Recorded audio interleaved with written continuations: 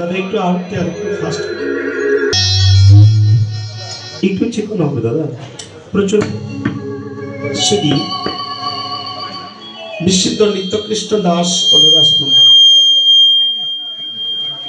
অনেক দূরান্ত থেকে অগণিত বৈষ্ণব বস্তিপ্রতি হয়েছেন ভগবান লীলা কীর্তনের সঙ্গে পরিবর্তন।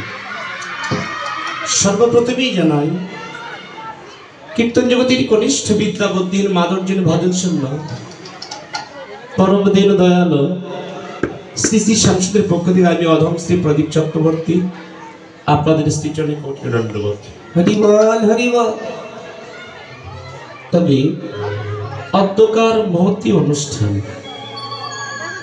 ইতিপূর্বে যে রস আপনারা আস্বাদ করেছেন তা ছিল রাধা ও গোবিন্দের গৌর গোবিন্দের রসোত্তর জাগরণ লীলা। জাগরণ লীলা সমাপ্ত হয়েছে। এখন এই পূর্বাহ্নকাল লীলার স্মরণের বিষয় গীতব্য বিষয় হচ্ছে রাধা ও গোবিন্দের গৌর গোবিন্দের অপ্রাকৃতিক লীলা। ভগবান শ্রী শ্রী রাধা গোবিন্দের গমন গোষ্ঠ লীলা। তবে এই লীলা পরিবেশন করতে অনেক ত্রুটি বিচ্ছিত হয়ে যাবে। জড়ীয় জগতে যেমন পিতার কাছে পুত্র ভুল করে, মাতার কাছে কোনো সন্তান যদি ভুল করে, প্রিয়জনের কাছে কোনো প্রিয় নেই যদি ভুল করে, একবার যদি শ্রীচরণ ধরি ক্ষমা চায়, শত অপরাধ করলে যেমন ভোলা যদি মা বক্ষস্থান দিয়ে থাকে, আমার মতো পাশা পাবলে তো বক্ষস্থান হবে না। তবে আপনাদের রাতুল শ্রীচরণের স্থান দিয়ে আমার মনুষ্যগুলো যেমন ভুলে করবে। লীলার প্রারম্ভে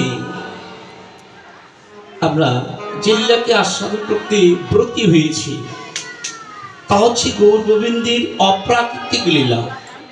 ভগবান ৬৪ প্রকার লীলা করেছেন। ওর মধ্যে শ্রেষ্ঠতম লীলা দুইটি করলেন, একটা হচ্ছে গমন গোষ্ঠ আর একটা হচ্ছে উত্তরা গোষ্ঠ। কেন? উজ্জ্বল নীলমণি গ্রন্থে টিকা করলেন, শ্রীপাদ গ্রন্থে টিকা করলেন প্রতি সামনামানি বললেন এই জড়ীয় জগতেই একমাত্র কেন গমন গোষ্ঠীকে বড় করা হয়েছে। তত্ত্বজ্ঞ বললেন এগুলি তো ভাবের কথা, ভাবনায় লীলাকে আস্বাদন করতে হয়। ঠাকুর মহাশয় বললেন আমাদের শ্রীমদ্ ভগবতী প্রমাণ করলেন যে যা ভাবিতে ভাবিতে দেহ ত্যাগ করে পূর্ণবার দেহখান থেকে লাভ করতে পারে। হরে কৃষ্ণ। তাহলে গমন পালাটির প্রথমে লেখা হয়েছে গমন, গ ম দন্তান্ন গমন। গমন শব্দের অর্থ আমরা যদি বহিরঙ্গী বিচার করি বাবা, গমন শব্দ অর্থ যাত্রা। বলতে পারেন দাদা এই জড়ীয় জগতেই নায়ক নায়িকা যে অভিনয় করলে যে যাত্রায় কি সেই যাত্রা? তত্ত্বদর্শী বললেন না গো, এই জাগতিক জগতের যাত্রায় মানুষকে মনোরম করা হয়, মনোরম করা আনন্দ দান করা হয়। কিন্তু দেখুন ওই বাসা ঘরায় গিয়ে দেখবেন এই এক হয়ে যায়। যে নায়ক নায়িকা এখানে গণ্ডগোল করলেন ওখানে গিয়ে এক হয়ে গেলেন, এটা হচ্ছে অভিনয় ক্ষেত্র। কিন্তু আজকে ভগবান যে লীলার কথা প্রকাশ করলেন তা হচ্ছে গমন শব্দার্থ যাত্রা, মানে আমরা এই পার্থিব জগতে এসেছিলাম, আবার পার্থিব জগতে গোচরণে খেলা খেলে আবার আমাদের মায়ের কোলে ফিরেছে।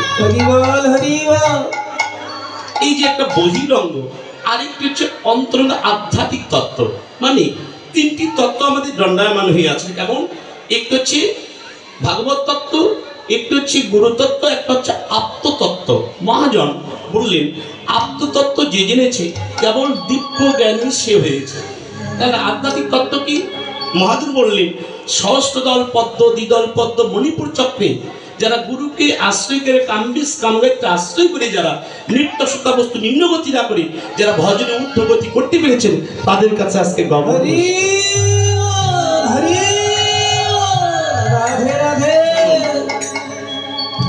আজকে আমরা লীলা আস্বাদন করি। লীলা আস্বাদনকারী অনন্ত কোটি সাধুগুরু বৈষ্ণব সাধক সাধিকা লীলা প্রকটকারী শ্রীমান মহাপ্রভু নিজেই। সুরধ্বনি অর্থাৎ গঙ্গার কুলে বিহারত। তবে বৈষ্ণব ভুটিকায় প্রমাণ করলেন এই লীলাকে, বা এই সময়টিকে শাস্ত্রে ভুটিকায় প্রমাণ করলেন ৬ দণ্ডকাল, মানে 2 ঘন্টা 40 মিনিট স্মরণের সময়। কিন্তু এই দেশে 3টি করে দলের জন্য 60 ঘন্টা করে লীলাকে স্মরণ করতে তাহা অপরাধ। কেন? কানে লেখা আছে অষ্টকালী লীলা কীর্তন, কিন্তু দেখুন এখানে কীর্তন হচ্ছে ষষ্ঠকালী, এখন 2টা পালা হচ্ছে না।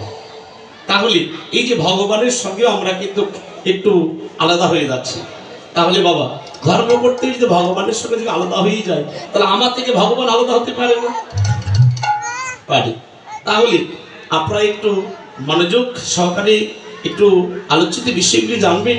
কেননা দেখুন, এই যে আজকে যে কীর্তনটি হচ্ছে, এটা আপনার টাঙ্গাইল ডিস্ট্রিক্টেই তো, কিন্তু যিনি আজকে গীত রত্নাবলী রচয়িতা, গীত রত্নাবলী যিনি লিখলেন, পার্শ্বে আপনার মির্জাপুরি বঙ্ক বিহারী শাহ নামে একজন ব্যক্তি ছিলেন।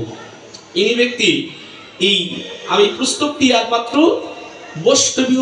বৈষ্ণবের হাতে তুলে দিলেন, এই যে আমাদের এই গীত রত্নাবলী, ঠিক আছে। আর ওখান থেকে আমরা এই ঘটনা সৃষ্টি হয়েছে। কে ঘটনা সৃষ্টি করলেন? ভবনমঙ্গল হরিনাম প্রবর্তা আমার চৈতন্য মহাপ্রভু। কিন্তু বাংলাদেশের ভিতরে যার নাম আমাদের রাজশাহী ক্ষেত্রে যার জন্মগ্রহণ করেছিলেন ঠাকুর নরোত্তম মহাশয়, যার বাবা ছিলেন গোয়ালহাট রাজত্বের রাজা ছিলেন। তো এই ঠাকুর অনুকূল ঠাকুর আপনার নরোত্তম ঠাকুর মহাশয় ছোট থেকে বাল্যকাল থেকে হরি প্রেমে মাতোহারা হতেন। এই জন্যেই আমাদের ঘটনা সৃষ্টি হয়েছে। অনেক কয়েকটা ঘটনা আছে, তার ভিতরে আমাদের গড়ের হাট এখান থেকেই আমাদের লীলা প্রকটিত হয়। তাহলে চলুন লীলা সাধন করি আপনার শ্রী গুরুর চরণে।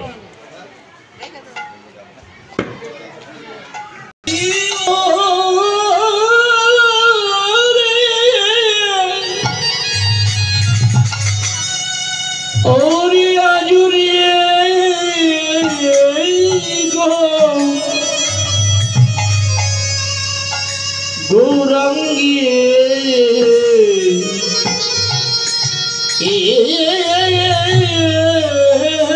মনে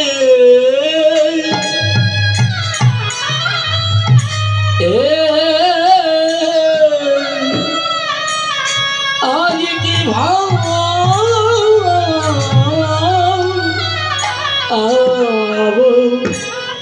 উঠে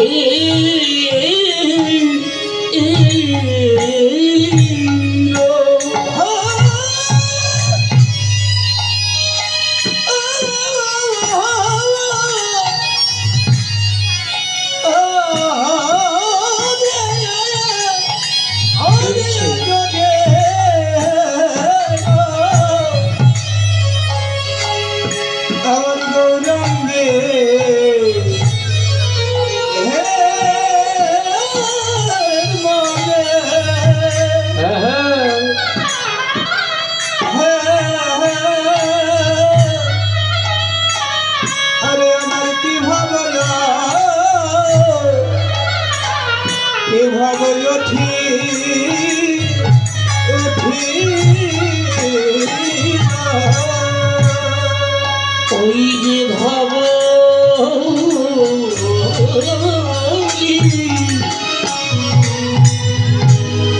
শ্রাবণী বলে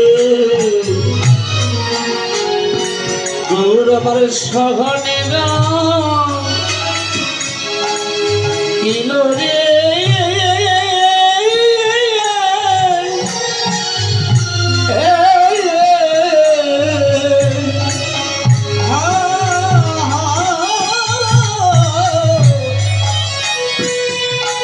কি কথা বলি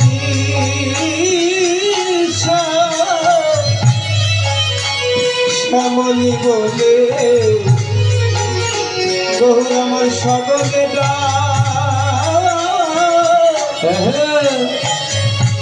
ওই ডাকে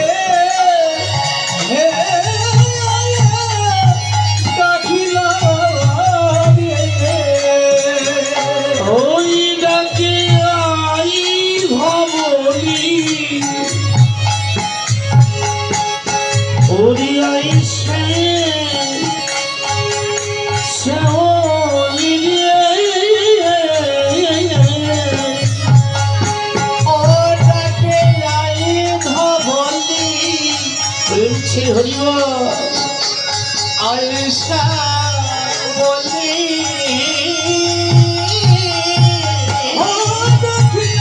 ধবলি ওরে আয়সা বলি রে ওই যে কত দিন হলো ওই যে দেখি নাই রে ওটাকে আই ধরি ওরে আইসা ওলে কতদিন হলো ওরে দেখি নাই রে ও দেখি আই ধবলি আইসা বলি আইসা বলি আইসা বলি পুলিশ তো এসেছে পুলিশ তো এসেছে ওই যে পথে পাবো পুলিশ তো এসেছে ওই নবতি পাবো গৌর আমার বলি সেই তো এসেছে যেন হবে না কেন রে যেন হবে না কেন রে ওরে দেই তো গৌর সেই তো কৃষ্ণ বলি হবে না কেন রে বলি সেই তো কৃষ্ণ সেই গরু হবে না কেন যেন প্রকৃতাই প্রকৃতি যেন প্রকৃত প্রকৃতি ওই যে বাড়ি কানো একাকৃতি যেন প্রকৃতাই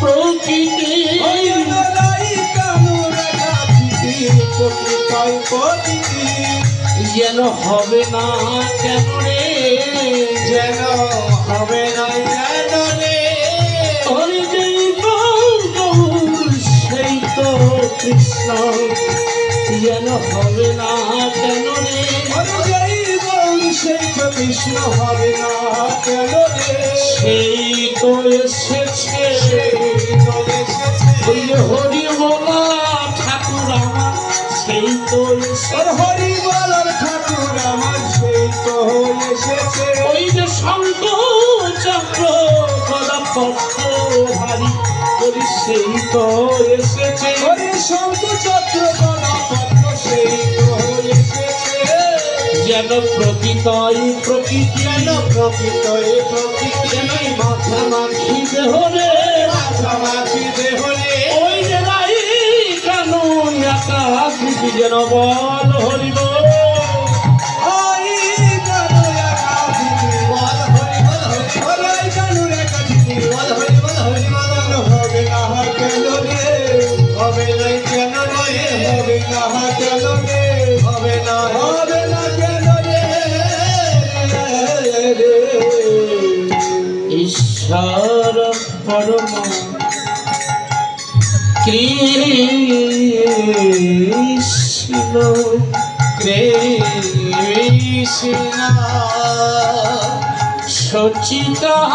সচিদানন্দ বিগ্রহ সচিদা সচিদা নন্দ বিগ্রহ আদির অনাদি গোবিন্দ আরাধে রাধে গোবিন্দ সর্ব কারণের কারণ কারণ নন্দ সৌত বলি জানে নন্দ ছুত বলি জানে ভাগবতী গাই ভাগবত গায় সেই কৃষ্ণ অবতীর্ণ এই সোনার নদিয়ায় সোনা এই সোনার নদী সোনার নদী আই জোড়া দিচ্ছে জয় হোক শ্রীধাম নবদ্বীপ সেবা সংগঠন।